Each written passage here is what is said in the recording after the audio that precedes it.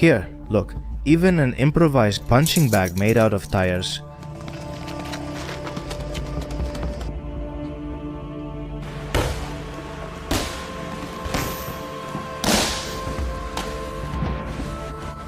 You have to train Every day. every day, especially about this.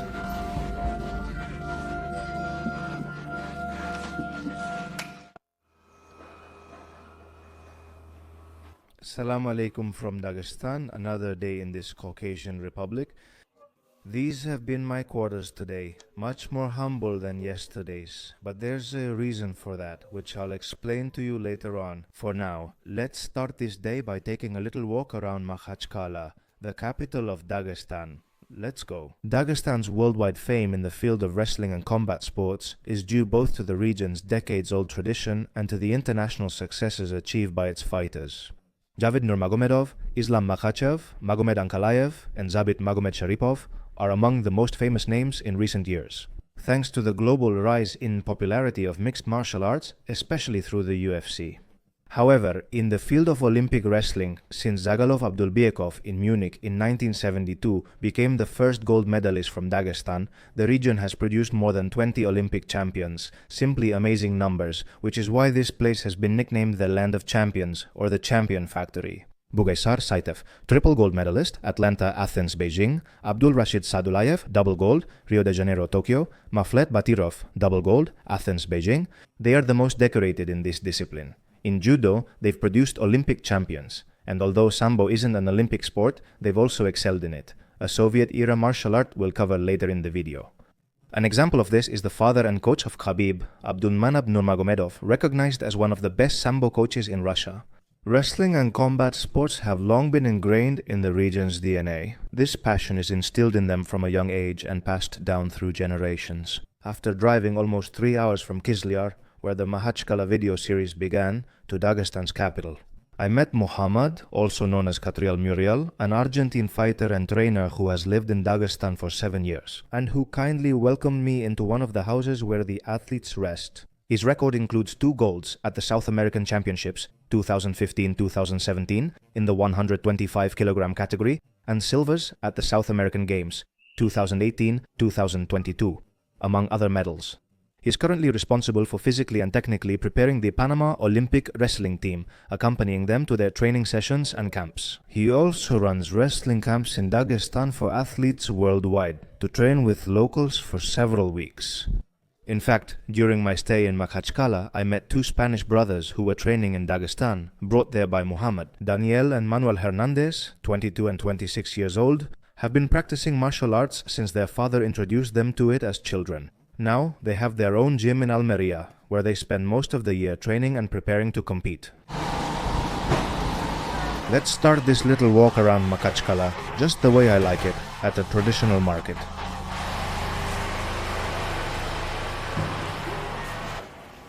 Hello, what is this? Shoes. Shoes? I have mittens and socks. But these are for when it's really cold, right? Yes, when it's cold in the house. I understand, thank you very much. Everything is handmade, right? Yes, everything is handmade. Thank you. Here we have the clothing section. As you can see, Dagestan t-shirts, and above all with Khabib from wrestling from the UFC. Ah, look, little birds here. They sell animals, right? Yes, you can go in and look. Okay, thank you very much. Come in, come in. Thank you. Look at the hamsters, the little fish, the parakeets.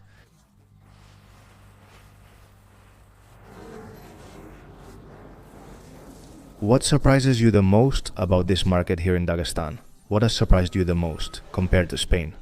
For me, it's the animals. I thought that was illegal everywhere. Like, also the crowd is just too packed in. Yeah, hey, but today the power went out in the market, right? Yeah, it seems like it went out partially. Some have generators since there's no electricity. But does that usually happen in Makhachkala, that the power goes out here? In summer, yes. In summer, yes.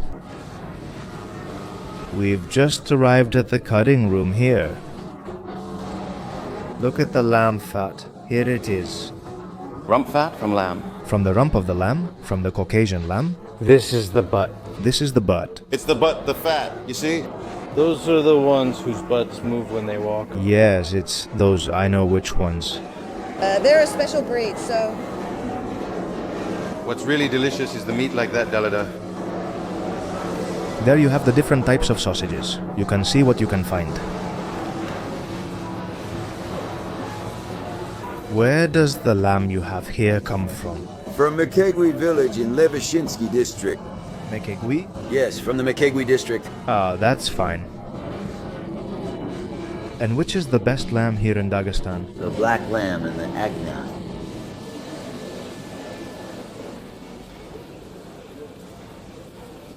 That's something I noticed and discussed with Muhammad. Now, all the women who are working here work a lot, from middle-aged and up, and especially grandmothers. In the market, yes, but in other places, women from 16 or 15 years old work. And what do they usually do, more or less? Cafes, whatever, clothing stores. Ah, cafes, right? Sorry, the market is already for older women. Yes, all of them are older.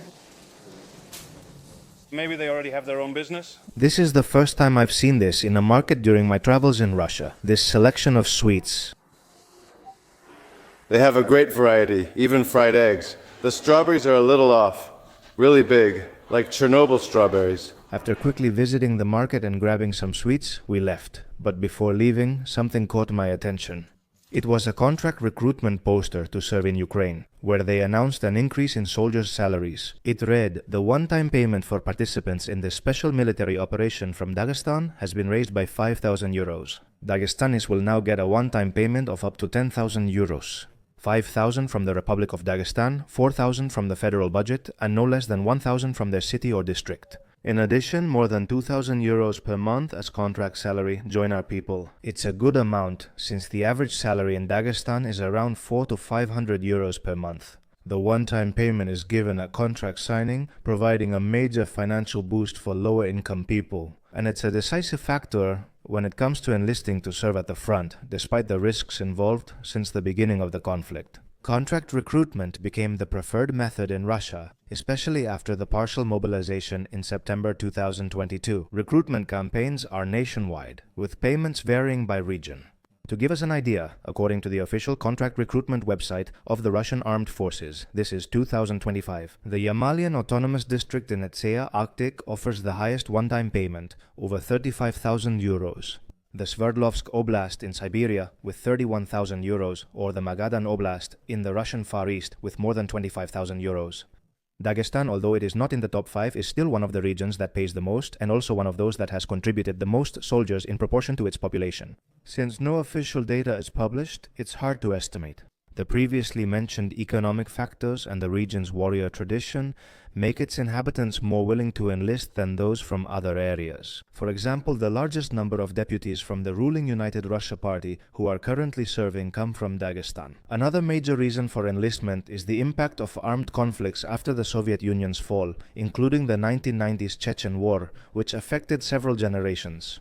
Regional conflicts were fueled by religious differences that heightened local fighting spirit. Although today we see that Islam is strongly present in most of the republics of the North Caucasus, it was not always like this. Contrary to common belief, the Islamization of the region took centuries after Muhammad's teachings began spreading in the 7th century. It wasn't consolidated until the 14th, 15th centuries and in remote mountain areas, not until the 17th or 18th centuries. Leaders like Imam Mansur and Imam Shamil emerged after the Caucasian Wars with the Russian Empire. This encouraged the rise of a more combative Orthodox Islam, unlike the Tsarist Empire's Christianity.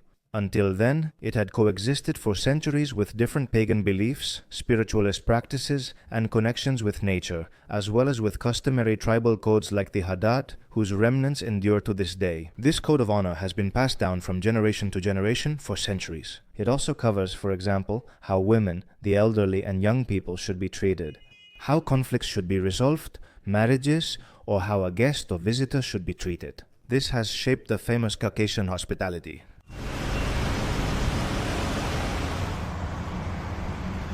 Before this afternoon's training, I have a few free hours and want to continue this short walk through Makhachkala, the capital of Dagestan. Now I am at the mosque, at the Grand Mosque, also known as Yuma, and it can accommodate no less than 17,000 worshippers. It was funded by a wealthy family of Turkish origin in the 90s and was originally designed for about 8,000 people. But seeing the large influx of worshippers and that there was hardly enough space for them in the vicinity, they would go outside to pray outside the mosque. They managed to raise 25 million rubles through a telethon and thus expanded it to its current capacity today. You can see that the style is completely Ottoman. It's known as Ottoman or Turkish, inspired by the Blue Mosque in Istanbul, with 2 minarets that reach up to 42 meters in height, just like the one we find in the capital of Chechnya, in Grozny, the Ahmad Kadyrov Mosque. Let's take a look to see how it looks inside. The mid-afternoon prayer has just finished, so it's the perfect time to visit. Look at what they have here, free water. Can you drink it? Yes, yes. Alright, thank you. With today's scorching heat, we're nearing 40 degrees. It's always good to cool off a bit and stay hydrated. Look, this is interesting. The ethics of drinking, say the basmala, use your right hand and sit while drinking. Damn, I didn't do that. Drink the water in 3 sips and thank Allah after finishing drinking. Let's do it properly then. Sitting down, 3 sips.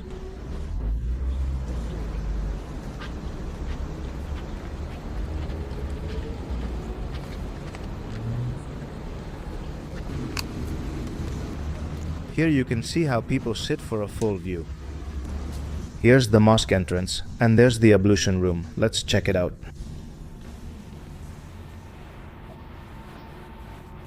Let's see if I remember how this was done.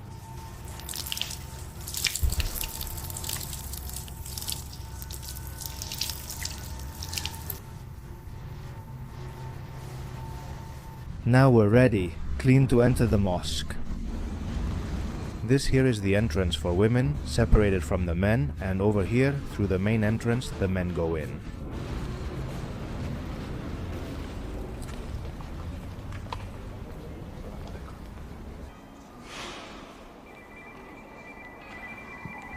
As you all know, this return to the profession of faith, allowed in a permitted way, only happened when the Soviet Union fell.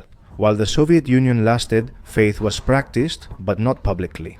However, that feeling remained dormant, and with the fall of the Union of Soviet Socialist Republics in the 1990s, it blossomed, so to speak.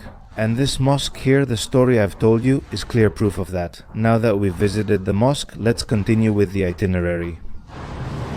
It's amazing, I didn't expect this. You know, I didn't know what Muhammad told me.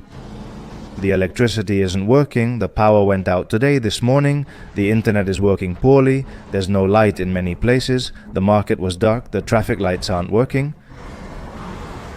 From what he told me, it's something common, but it doesn't matter, they manage here. Even so, the traffic keeps flowing in the Dagestani style. I had already been warned that people drive in a special way here, and I was able to see it with my own eyes. It's very common to hear cars drifting, overtaking on the left, on the right, they don't care. With 3 lanes, you'll see 5 cars, side by side. I'm not exaggerating, believe me. That's why even if the traffic lights break down, everything stays the same. They manage.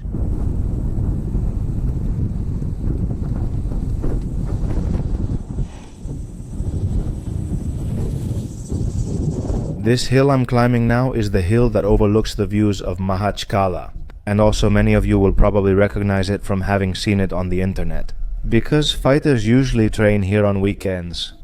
I've been told that it gets filled with athletes who come here to train. They run up the hill, then do some routines up there, or sometimes finish their training at the top of the hill.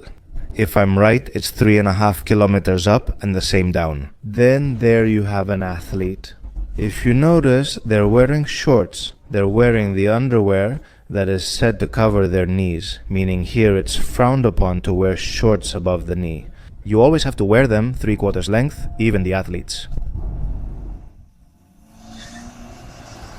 I've stopped here halfway up the hill. You can see the top over there, but I wanted to show you this. This is where they train, so you can take a look.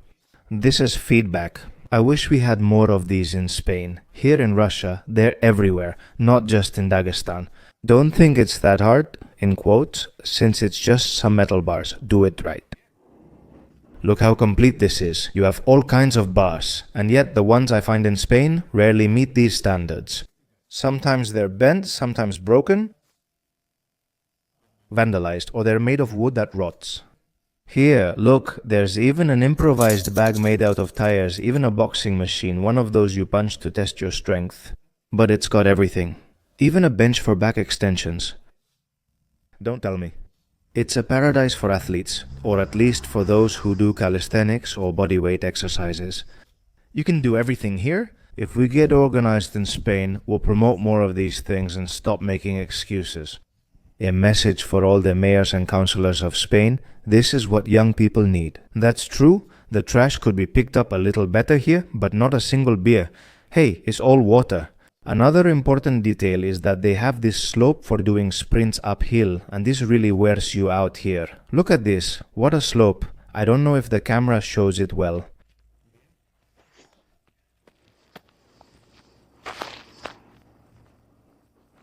Doing sprints here makes you strong as a bull.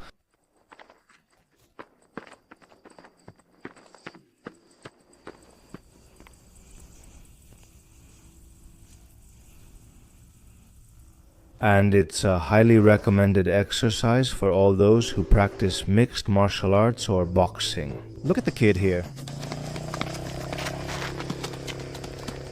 The boy must be around 14.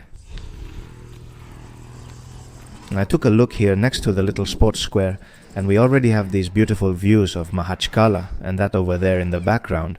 Ladies and gentlemen, that's the Caspian Sea. This is my first time seeing it. From the top of this hill, you can see everything. Makhachkala, a city of about 600,000 inhabitants and quite new, unlike what I thought. It was founded in the middle of the 19th century with the name Petrovsk during the Tsarist era. Makhachkala was named in 1921 after the Bolshevik Revolution, when they removed all Tsarist traces, and it gained relevance thanks to its large port, which is still important today. And above all, it focuses on the transportation of oil and other raw food materials, for example grain. In fact, from here you can see different oil tankers in front of the port, and how extensive it is.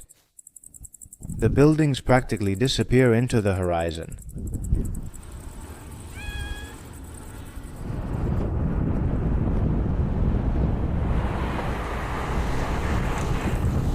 Next stop on the itinerary, the National Museum of Dagestan. If you travel around Russia, I recommend that you always try to visit the national museums. I like it because it's how things are shown to the public and visitors. The Republic city or region you're visiting, in this case the Republic of Dagestan. Look, what a beautiful building from that era, probably pre-Soviet. All these decorations can be seen a lot on the streets of St. Petersburg, for example, the former Tsarist capital. The only bad thing is that they're about to close. I don't know if they'll let me in. The museum was closing that afternoon, so they told me to return the next day. Inside, you won't find a vast collection of artifacts, but there is enough to give you a complete idea of the different civilizations and empires that have passed through these lands, as well as other historical moments that have taken place in the region. All of this is housed in a building from the Tsarist era, which features exquisite decoration with reliefs and carefully crafted stucco. In its halls, in addition to long corridors illuminated with period lamps. What stood out to me most was a room about the Mountain of Dolls. If I mentioned pre-Islamic beliefs in the region before, this is a perfect example. The sacred mountain Kedel Shafni is located at the beginning of the vast Gagarin Plateau in the Asag Gorge, 15 kilometers from the border with Georgia and at an altitude of 2,300 meters above sea level. More than 1,000 figurines come from this place, dated by researchers between 500 before Christ and the Middle Ages. From among the black layers of schist rock, a vein of quartz emerges that reaches the base of the mountain. The Didoi, local inhabitants, are believed to have worshipped it. Galleries for mining pyrite used to extract iron have also been found. Archaeologists say only men seeking fertility and prosperity visited this place to pray to the deities of the earth's depths. Later, they started leaving figurines in a permanent prayer pose while handling other tasks. Interestingly, this place of worship is still used today, and its rituals have been integrated into Islamic symbolism. This exemplifies the syncretism that occurred between the ancient beliefs and the newer ones. During the rest of the visit, we were able to see images of the mountain villages of Dagestan. remnants of decorations from palaces, mosques, and other buildings destroyed by ongoing wars in these territories, but also several collections of weapons, armor, coins, and other objects from the Middle Ages and the modern age. We find a room dedicated to various objects brought from China, Persia, and other regions that ended up in Dagestan as a result of trade and the exchange of goods along the Silk Road, since one of its secondary branches reached here. Similarly, each Dagestani ethnic group has distinct traditional dresses, recognizable by their unique shapes and decorations. This is a Tatka, the Mountain Jews. The Mountain Jews? Yes, spy, a people of Iranian origin. Hebrews who spoke the Iranian language. The one on the right is an Azerbaijani. And these ones here? Leski, Agul, and Tabasaran. Also, I understood that those little tubes placed on the chest, characteristic of the clothing worn by the mountain men of the Caucasus, were used to store the rifle's powder charges. Besides the extensive medieval and modern weapon collection, including daggers, swords from the last episode, and Imam Shamil's own weapon, the visit to the museum ended with a couple of rooms dedicated to the Bolshevik Revolution and the Soviet era, where you could see photos of the revolution, the oil fields, and the Great Patriotic War.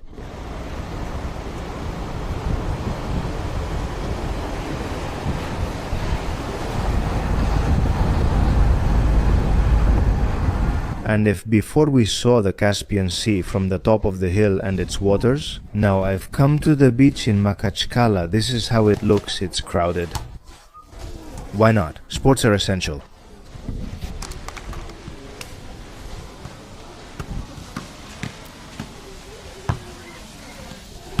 Look, like I said, there's a lot of people here. You have paddle boards to ride, the tents. I was wondering, will everyone be wearing bikinis? Will you see bikinis? Well, you see everything. You see people wearing bikini-style swimsuits. Women, and others covered from head to toe. And the men, well, with regular swimsuits, some of them though, with longer swimsuits below the knee. And I'm going to do something for the first time, which is to dip my feet in the water of the Caspian Sea.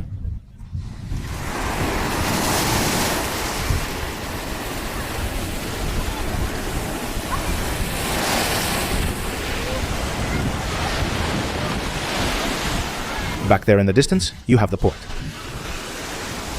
Behind these buildings is the hill I just came from. You mostly see families having picnics, relaxing after work. I imagine, because today's a weekday, don't think it's the weekend, but it's packed. It actually looks like Benidorm here, and one good thing is that it's a sandy beach, not like on the other side of the Caucasus, which is the Black Sea. And most of them are made up of really big pebbles. See? This is what I mean just a moment ago here. I just saw one of those little sports areas with bars, and here's another one with people working out, and over there in the back, another one. In just 200 or 100 meters, you already have 3, all well equipped as usual. The devotion to sports and physical exercise is immediately noticeable in Dagestan and is promoted throughout Russia. And here on this small promenade, an announcement for the upcoming Russian Mixed Martial Arts Cup of Mixed Martial Arts.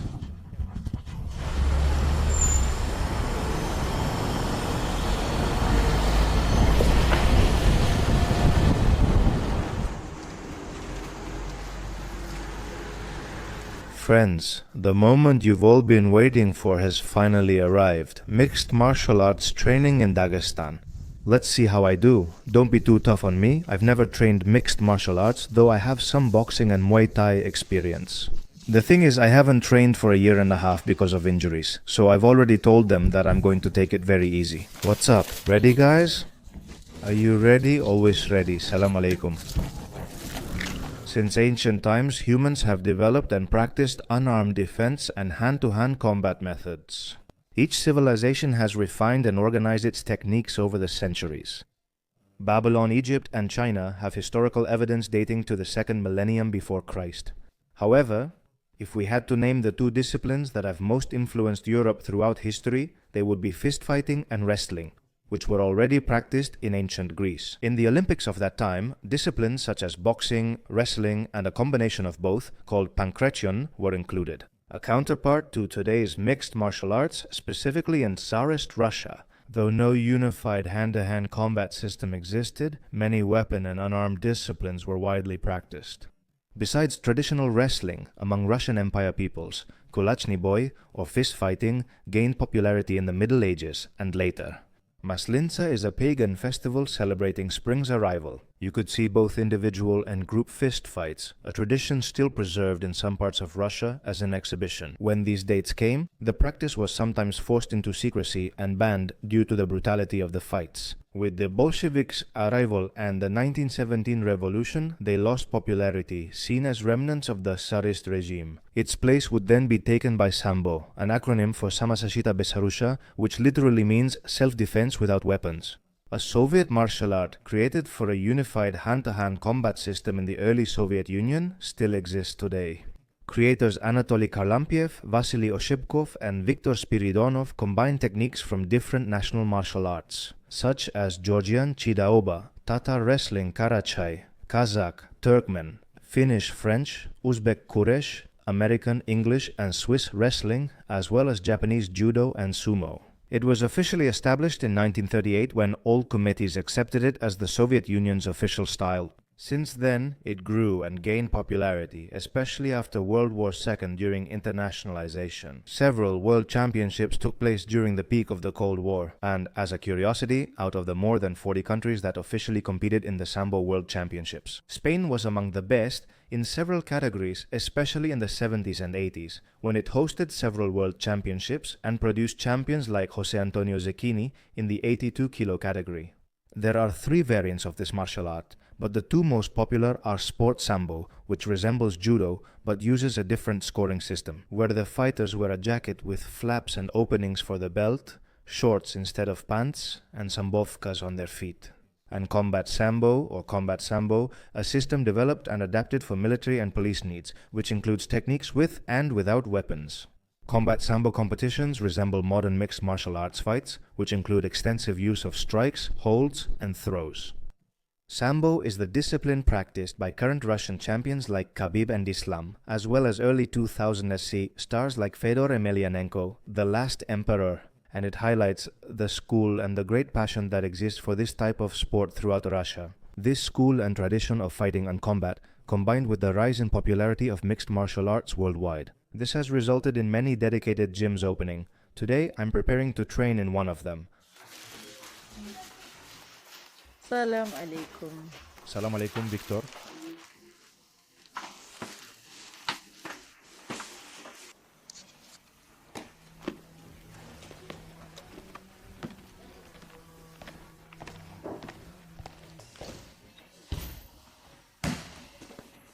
Well, that's how training starts, with a challenge, right, guys?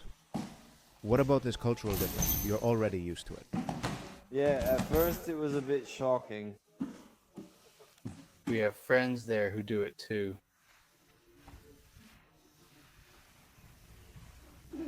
Thanks to Danny for letting me use this so I look professional. Please don't laugh at my appearance. Bastards. Does the kid train here too? Yeah, I guess. It's the first time I've seen him. Look, go over there, okay? Maybe he's someone's child. Training since he was little already.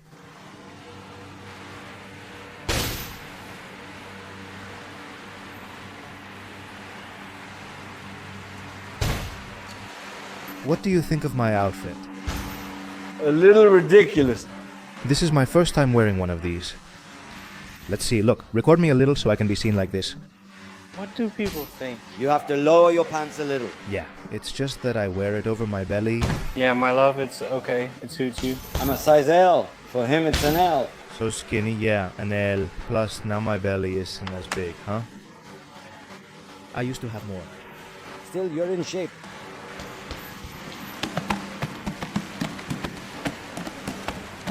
Let's start the training.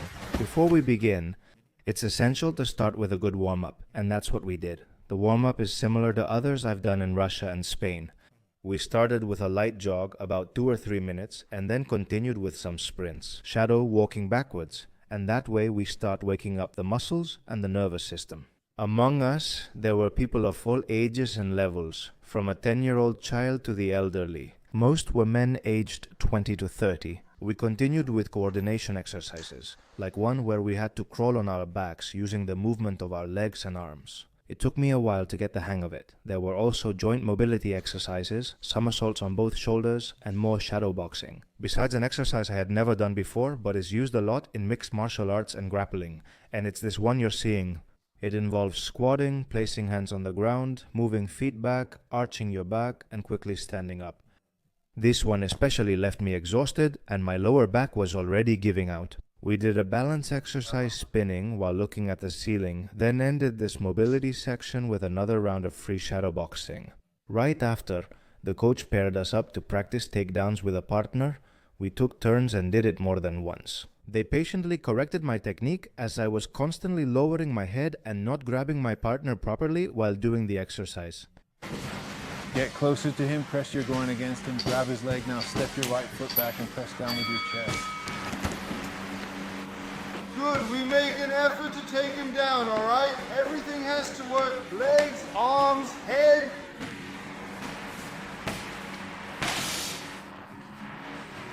We throw the hand and go for the grip. Throw him to the side, to the side. Look, you throw the strike, I grab his leg, I turn and push with everything.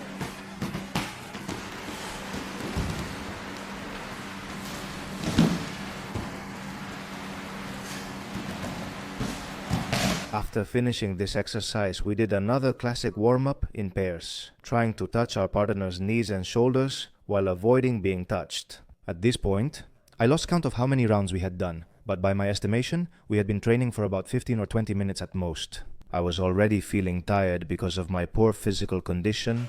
How many rounds have we done? Warm up. He already killed me. He has already done the mobility, done a couple of warm-up techniques, and now he's doing the first warm-up rounds. He tells me to train, of course. Yes, yes. Of course, yes, yes, they're going to ask you all the time to do it. They want to get you out connected. Of course.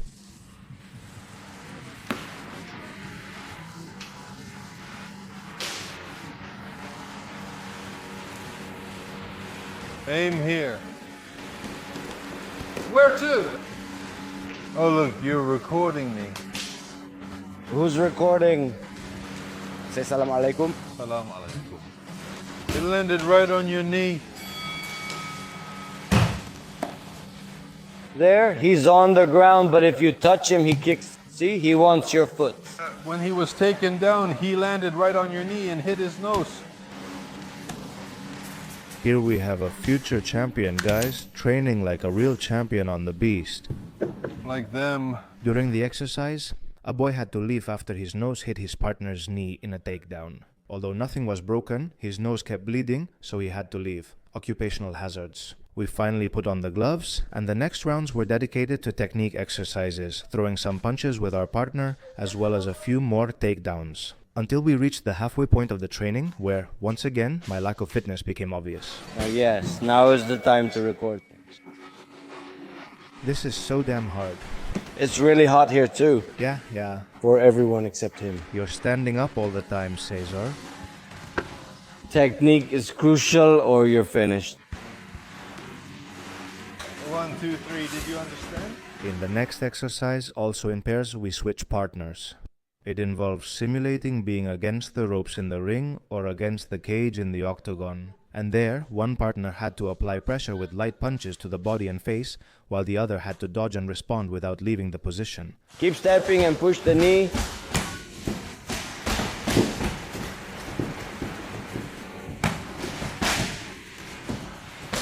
Get on all fours, don't stay underneath.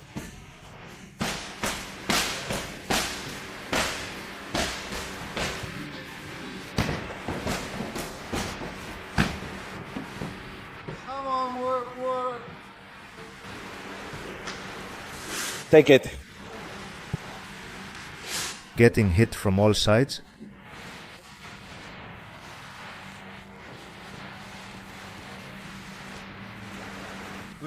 We work, don't stop throwing punches.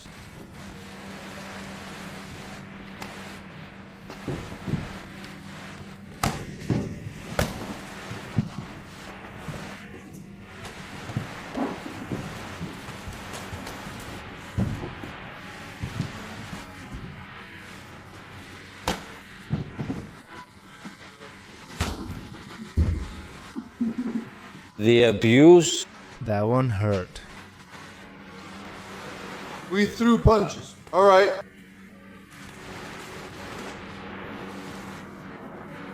You're too far apart. Move closer with determination. That's it, that's it. Go for the leg. Good, good. Go for the back. Pull your leg out. The knee over the grip. Up, look for it.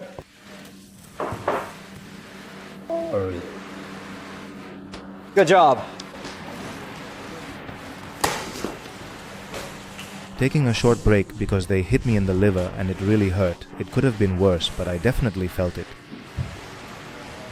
Now they're doing light sparring.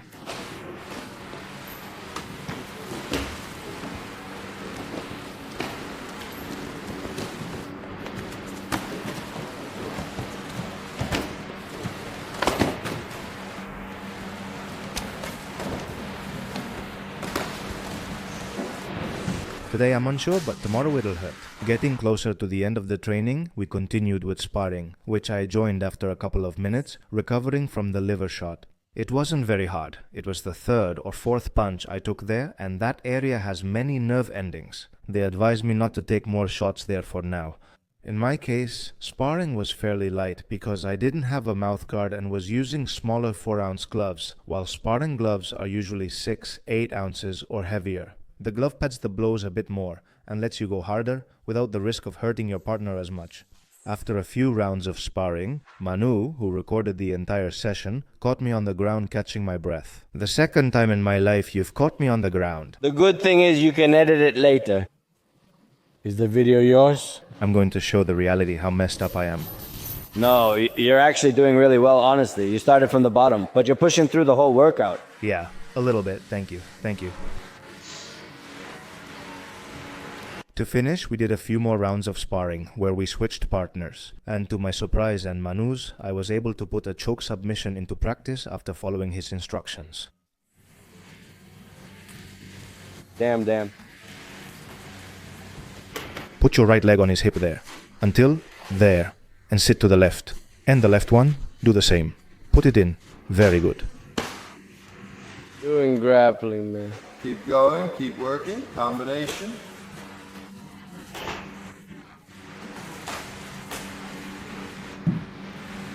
Keep insisting with it all the time. He was calling the takedown. You could see it. Get up, get up.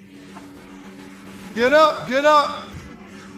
After sparring, the time came when one of the veterans started teaching a hold, something more technical for the more advanced students. Meanwhile, the rest were either hitting the bag or working with the pads, or, as in my case, being tossed around by Mohammed during wrestling and grappling. We put all our weight on his body so it'll be hard for him to breathe.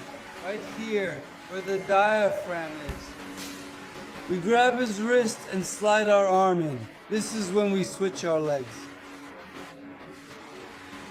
Now we've turned. We turn again. And taking advantage of the movement, we swing our leg over. We trap his head with our knee.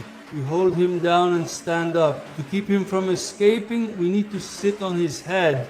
If we leave him loose, he'll be able to break free and come after you. That's why we sit down. Let's go. To finish, one of the trainers held the pads for me for a while, and even though I was almost out of strength, I practiced some punch and kick combinations that he called out to me before ending this training session. It was a great experience reconnecting with the sport and seeing how people train in a Dagestan gym.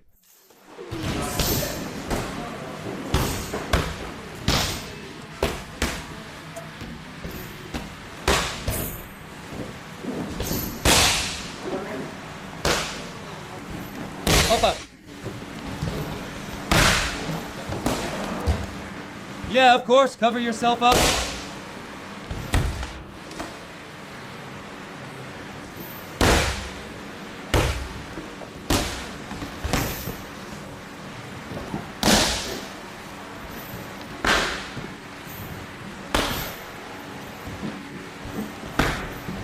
It's okay.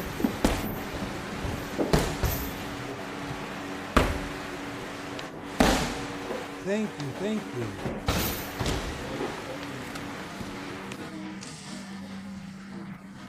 Come, join us for some tea. Have you made the tea? Yes. Excellent for our foreign friends. The tea is ready. Wait.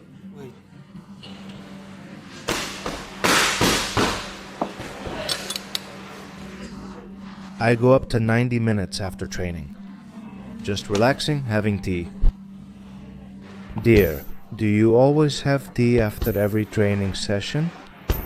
Almost always. Almost always? Every practice. Every practice, right? Yes. And what do they drink? Black, green, Dagestan tea? herbal?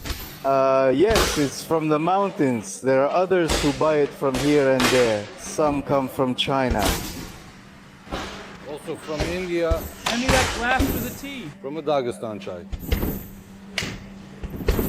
African tea. What are you talking about? There's no African tea. How long have you been practicing wrestling? Wrestling? Yes. Since childhood. Since childhood? Fight here, how can I tell you? It's our tradition. It's tradition. And after Khabib, do you think this tradition has grown? Naturally, every time there's a new champion, it inspires others to say, we can do it too. To the new generations. Yes, I can do it too. If tomorrow becomes champion, the rest will say, I can do it too. Of course. We have several champions now in Dagestan. And now, just in Russia, in wrestling, Dagestan has 9 gold medals, not counting silver and bronze. Very good. Other Dagestanis who compete for Bahrain, Macedonia, Greece, France, and more countries.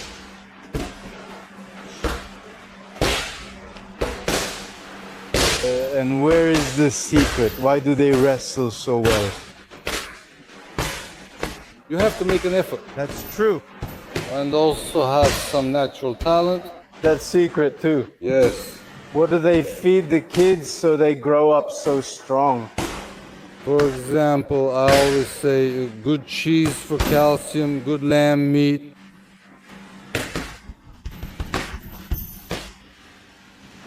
Mountain lamb. Clean water, tea as well, good products. Dates, I usually bring them for tea. But I didn't bring any today. In short, strive for a healthy lifestyle. I understand. No smoking. Yes, having the mountains and the sea nearby allows us to do that. What are you saying about the mountains and sea? Rivers.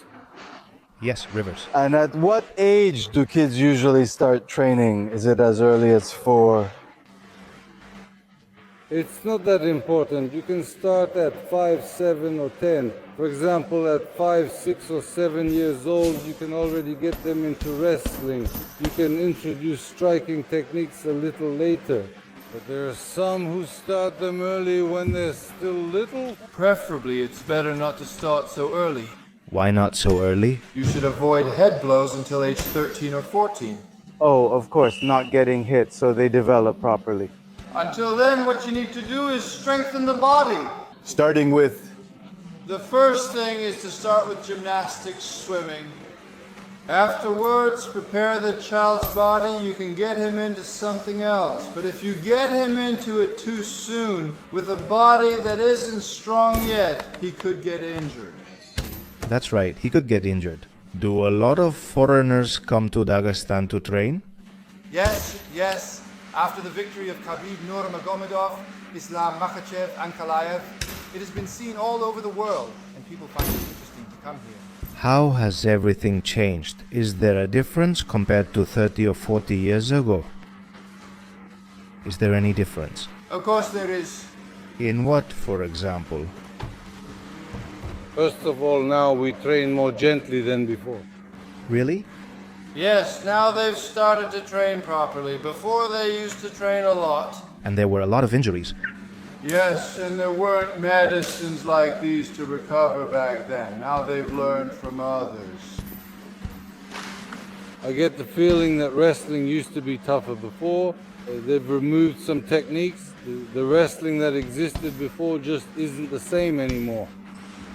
during the times of the Union of Soviet Socialist Republics. Yeah, how long ago did they change the rules? About 10 years ago? Some friends told me that back in their childhood, everything was tougher in Dagestan. Shootouts, and you couldn't go anywhere without getting into a street fight. Yes, I was studying in the 90s. We all lived in a dormitory. We didn't go a single day without a fight. And that's over now, right? Well, you know, there's still something. If I don't start it, it always happens to a friend. Someone says something to them, and you get involved. Later, most of them end up being good friends after fighting. 50 squats, come on, 50 squats, both of you, all the way to the end.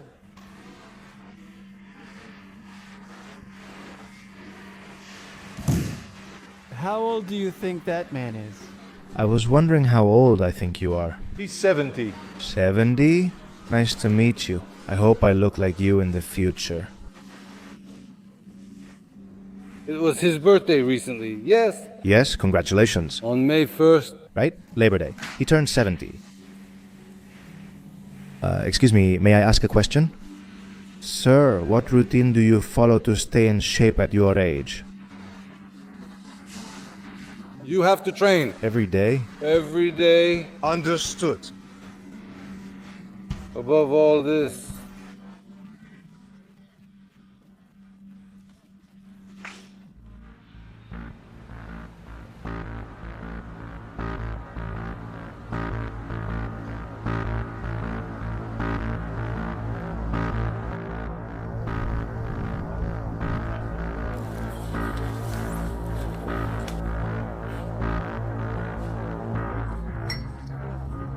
If you get close to the border, they shoot from huge drops. You can see through the crack.